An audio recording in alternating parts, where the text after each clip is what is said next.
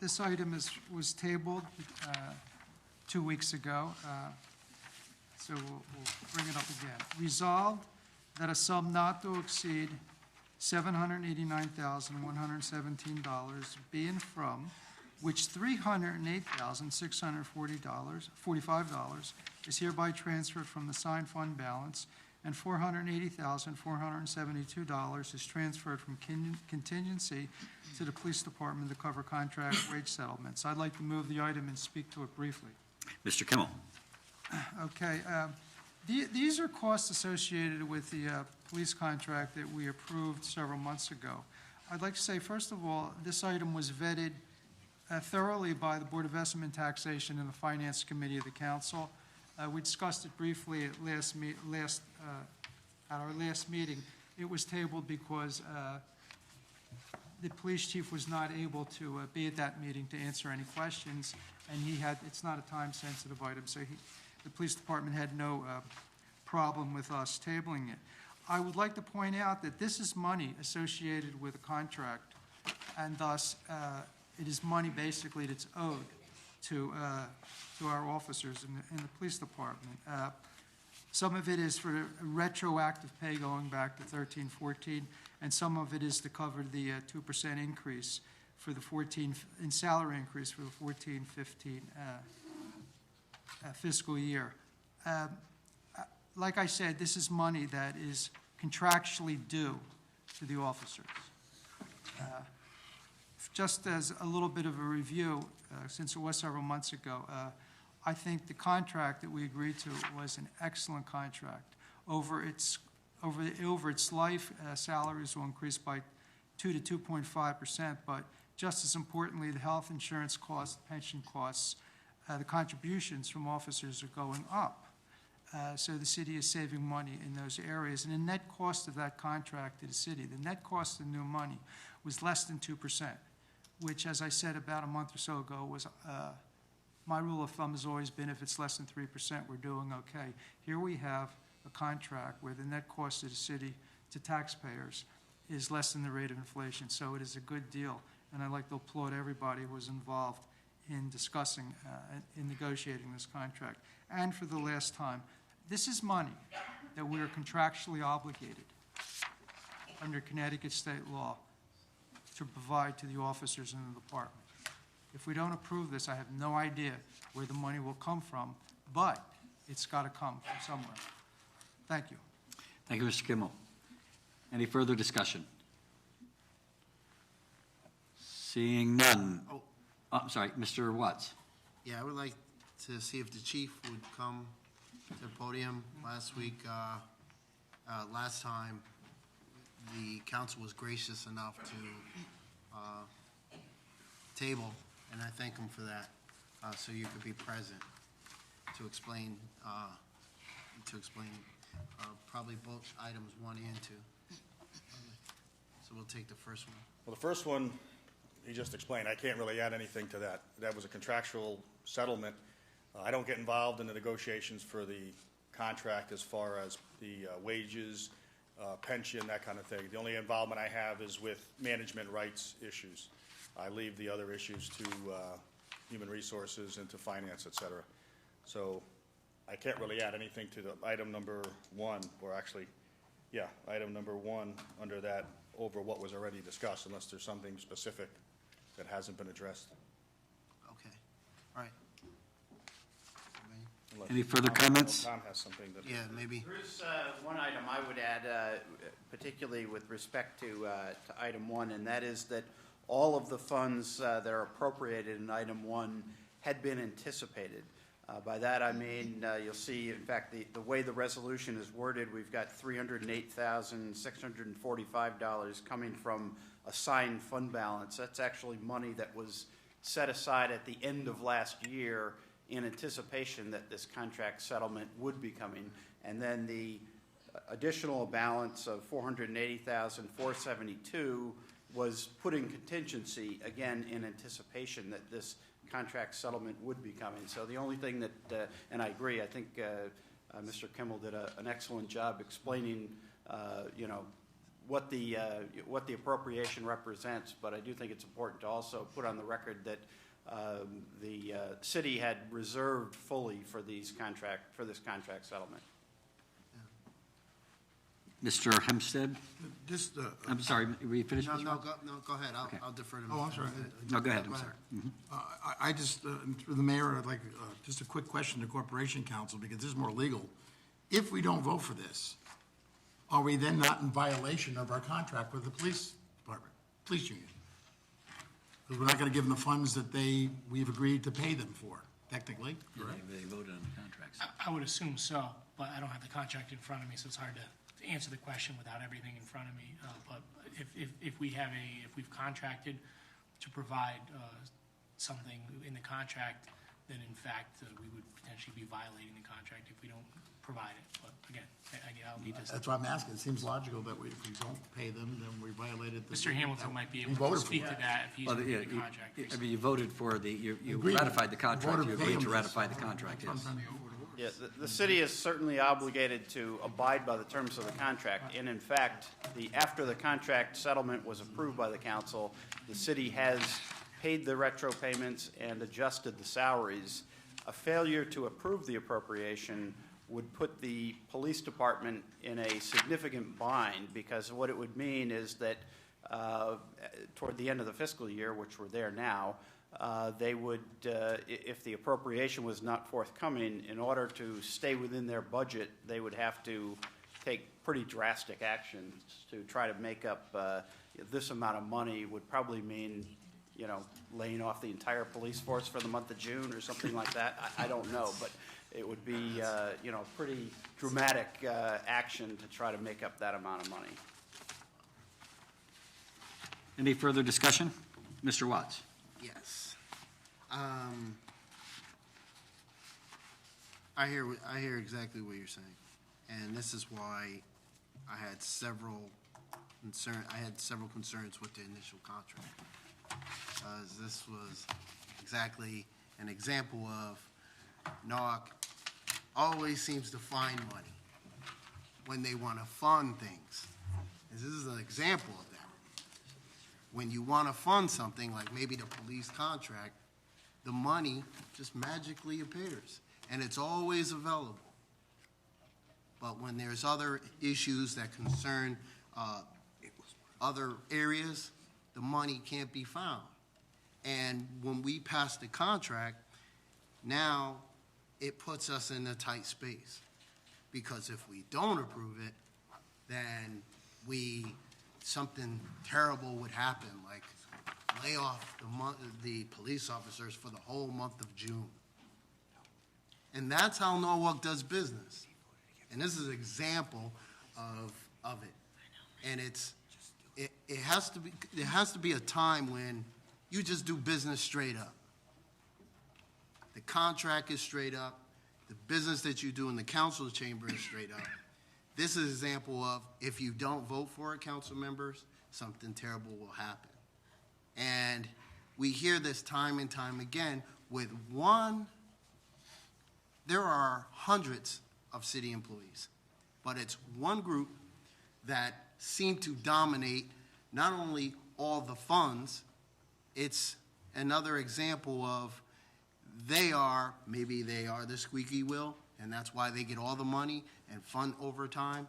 This is a bad way to govern, and it's something that I won't blame on any administration. It just seems that this is how we do business, that the money, there's no new money, this money was set aside.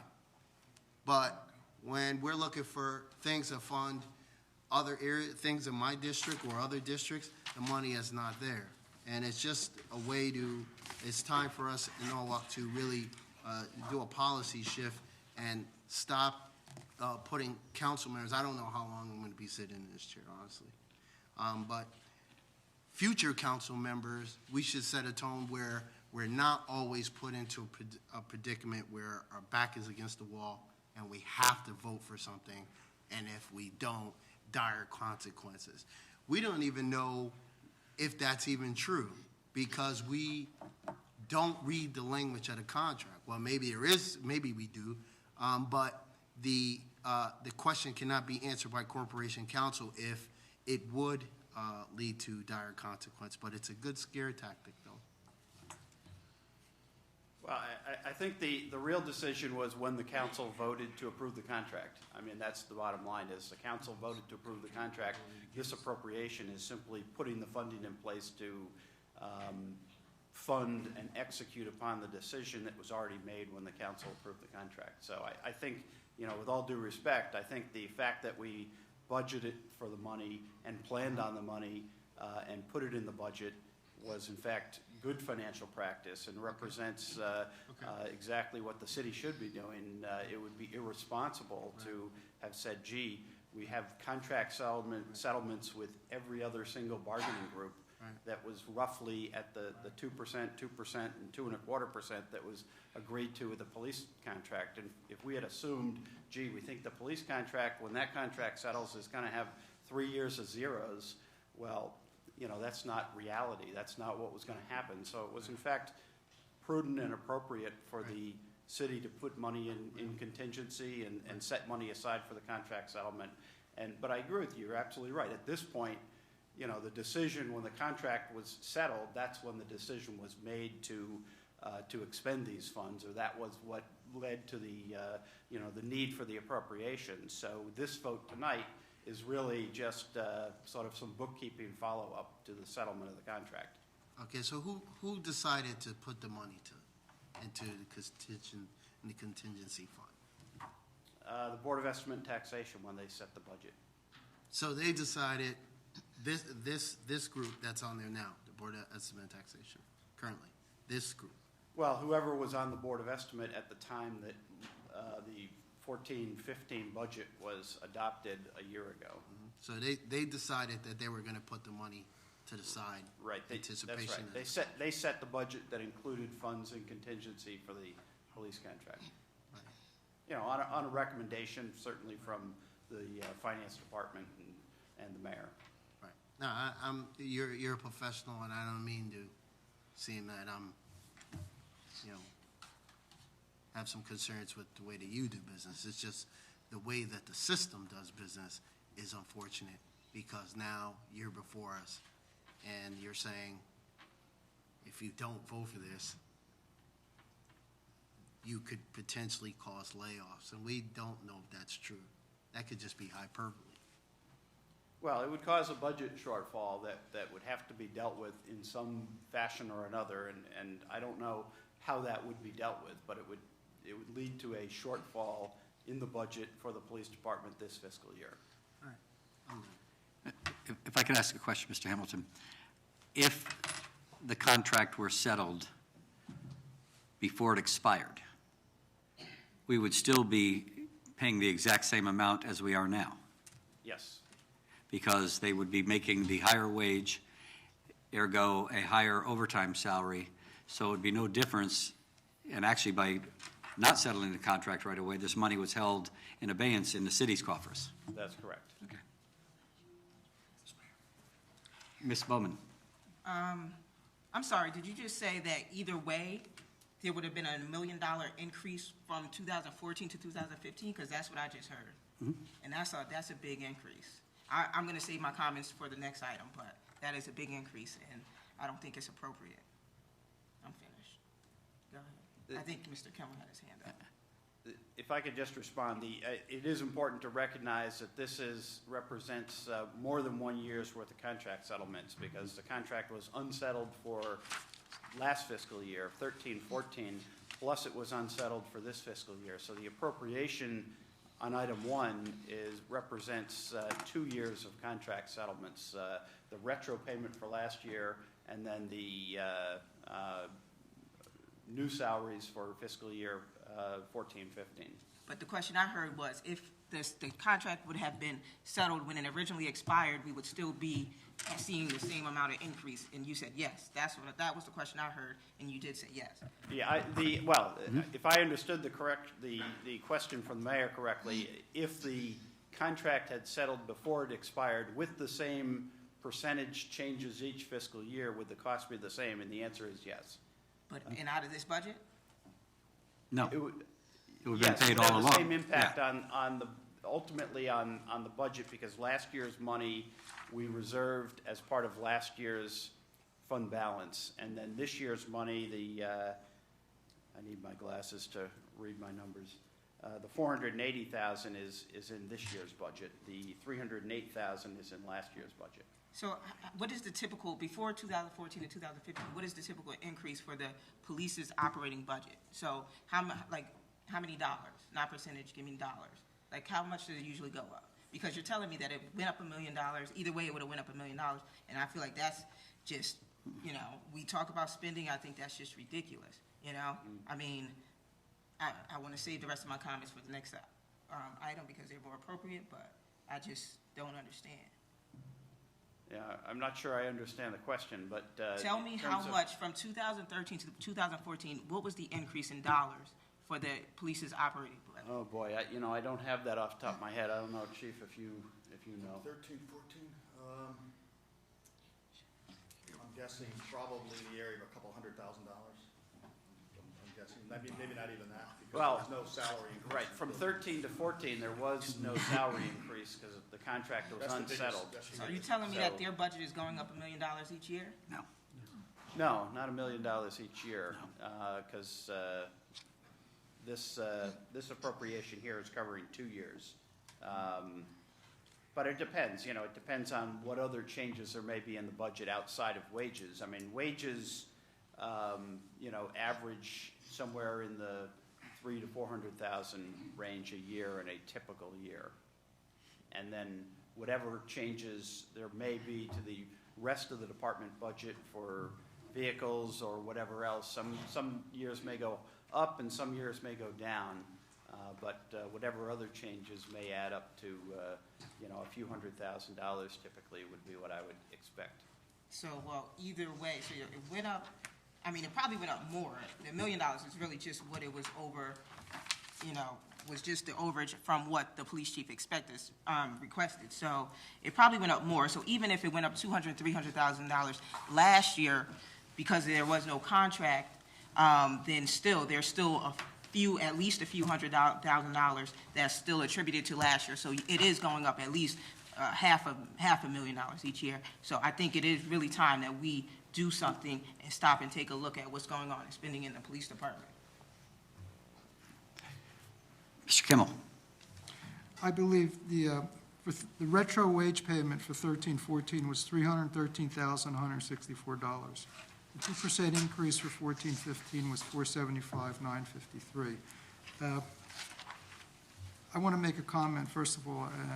Then, as far as I know, all cities, probably small towns also, they reserve in their various contingency funds the cost of contracts. It's irresponsible not to. Mr. Hamilton, could you think of a city that does not put in reserve money for contracts that are in the middle of negotiations? That's the standard practice, certainly. I don't know what every city is doing, all over the country, certainly, but it's pretty standard practice to Right. reserve for unsettled Right, contracts. and that's standard, as far as I know. The other thing is, we can't forget, in Connecticut, we have binding arbitration, last best offer. You can't go in there asking for zeros, or you lose big time. You really lose. It's the last best offer. And so binding arbitration forces the two parties to come together to a reasonable settlement that protects both the city and the workers in the particular union. And sometimes it works, sometimes it doesn't. But there is no way you can claim there is no way you can just say 0, 0, 0 because you lose. And you lose big time. So you have to be responsible. And the last thing I just want to repeat, you can't look at contracts should be looked at, of course, in terms of salary increases, but there are so many things in contracts that pertain to other aspects of a worker's life. And that has to do with how much you spend for health care, how much they contribute to their pension, and things like that. So if you focus exclusively on wage settlements and not really deal with some really serious issues like the escalating health insurance costs, you could find yourself, even though you cut down the salary increases somewhat, the contract still comes out costing more if you don't control other expenses. And so the real issue here is the net cost to the city of this contract. That's how much new money will have to be paid. Okay, so we may have maybe $450,000 in 1 year going up for salary increases. But on the other hand, if the city is saving $250,000 in health insurance on that same contract, well, that may be a very, very good deal. And like I said, if we say, oh, no, we're going to force them to contribute more to their pensions, we're going to force the workers to contribute more to their health insurance, and we're not going to give them, and we're going to give them a zero wage increase, we're going to get laughed out of the room when we go to binding arbitration and lose big time. That's all there is to it, okay? Now, some people like binding arbitration, some folks don't like it, but that's the world we live in. And the net cost of this contract is less than the rate of inflation, less than 2%. Taxpayers are getting a good deal for this contract. Anyone who thinks we're going to get under 1% or 0%, that's just pie in the sky, and in my opinion, it's anti-labor. People have to live. They have to live. They have to make a living. They have to keep up with inflation. They have to pay their health care bills. They have to send their kids to schools. What do you mean 0, 0, 0? Because you don't like the police? Is that the way it's going to be? Whoa. Yeah. Wait, hold on. I will. Point of order. Say, Excuse me, I haven't spoken yet. Mr. Petrini? Guys, I think we're losing sight of what this is all about tonight. I'm just going to comment briefly. This is a sound financial way of planning a city or a business. We knew these contracts were coming. We put money aside. Otherwise, we would have to fulfill our obligation, and no city is not going to fulfill an obligation with this very council here, all of us, I shouldn't say all of us, the majority of us voted on this contract. We're getting a second bite at the apple that we had an argument about when the contract came and we discussed it the first time. I think we're at the point now where we're rehashing old business, and not to silence everybody, but all these points that were brought up at the meeting when we discussed the approval of the contracts. This is an obligation. It is the proper way, because quite honestly, if we didn't have this money in a contingency fund, it would be coming out of our surplus fund. It would have to come from somewhere. We have an obligation. So just not to stifle any comments, no arguments back and forth, but we're discussing the same argument we had when we approved the contract. This is just, at this stage, in my eye, is the proper procedure to pay for what we already approved, the majority of us approved. So, and we can debate this all night long, but we voted on a contract. Whether it would have gone to arbitration, we as a council decided to approve this. Now we have to pay for it. Ms. Melendez? I agree with everything Jerry Puccini just said. That's it. Everything. Mr. Bonifant? Just briefly, you said it more eloquently than I could have, Ms. Melendez, but Jerry, I was going to say something, but you said it exactly. The point being, if you didn't vote for the police contract, then it's fair to not vote for something like this. I can fully understand voting no on this if you voted no on the police contract. But anybody here that voted for the police contract had to know the money had to come, and it had to be made up, and it was sitting in an account just for that purpose. So I just want to say that if you voted for the police contract, you sort of had the little obligation here to follow up and pay for what you voted for. Mr. Watts? okay. I don't want to crosstalk and go back and forth, but I've always been a friend of labor. And we had some debates right in this chamber for years on labor. So just to push back on that. It's not about whether or not a person is pro-labor or anti-labor. It's not the argument. The argument is the system is broken. The system itself is broken. And it's easy to paint a council member as a bad guy and say, you're an anti-labor person, you don't like the police, when that is not true. In the nation right now, there is tension with Black America and the police, as you see in Baltimore and other cities, but that's not our city. And please don't paint any of our council members as anti-police, because that's simply not true, and it is wrong. We love our police, we support our police, and I fought for our guys when we had the captain debate. So let's don't go back there, because we were on the front lines then when we were pushing for those positions that were labor.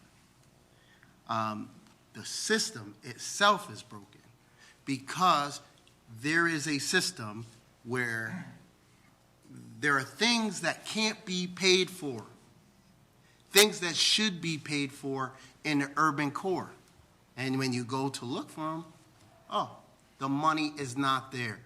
Whether or not we found the money or the money was there, it only proves that when the system wants to pay for something, they will find the money, they will put the money to the side. That's the argument. And if you're saying that a good deal is the taxpayers, when in the contract, taxpayers are paying for private clothes for officers, okay, maybe they may take an issue with that when the officer goes to Neiman Marcus and buys a new suit. The issue today is we are allowed to debate issues, and sometimes with a handicap, because we don't have the resources that maybe a mayor would have. We're just volunteers who try to put this time together to try to understand all of this. We're just volunteers with sometimes limited knowledge. But the one thing that we understand is